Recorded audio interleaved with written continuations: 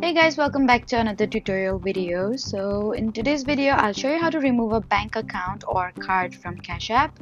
So if you want to delete an old payment method, then just follow along.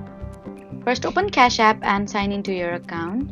Then tap on your profile icon, then go to the linked banks or linked accounts depending on your app version. Then select the bank account or debit card you want to remove. Next, tap the payment method to open its details. Now look for remove bank or remove card or any similar options. Then confirm your choice when prompted. And if you're replacing your payment method, you can add a new debit card or bank account immediately after removing the old one. And if Cash App won't let you remove a payment method, you need to make sure there are no pending transactions that still requires it.